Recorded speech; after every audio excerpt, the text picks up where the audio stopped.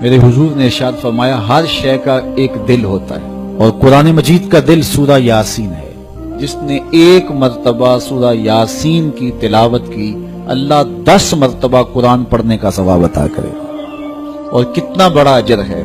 آپ ایک سال میں بھی شاید 10 قرآن مجید نہ ختم کر سکیں، اور سورہ یاسین پڑھیں تو 10 مرتبہ قرآن مجید پڑھنے کا ثواب نصیب ہوگا۔ تو اپنی صبح کا آغاز سورہ یاسین سے کیا کریں، نماز فجر کے بعد اشراق تک سورہ یاسین پڑھ لیا کریں۔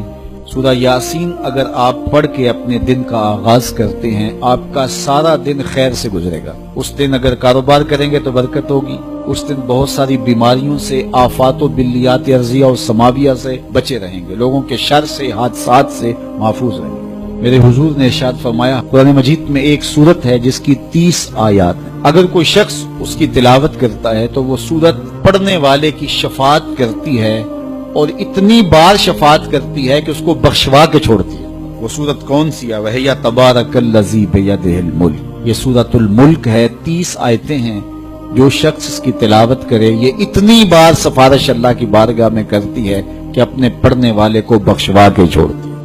اپنے دن کا آغاز سورہ یاسین سے کریں اور اپنی شب کا آغاز سورہ ملک سے کریں۔ سونے سے پہلے سورہ ملک کی تلاوت ضرور کر لیں، تو انشاءاللہ اس سے رات برکت سے گزرے گی۔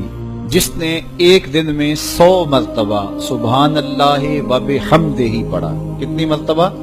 100 مرتبہ کیا پڑھا؟ سبحان اللہ و بحمدہ، فرمایا کہ اس کے گناہ سمندر کی جھاگ کے برابر بھی ہوں تو اللہ معاف فرما دے گا۔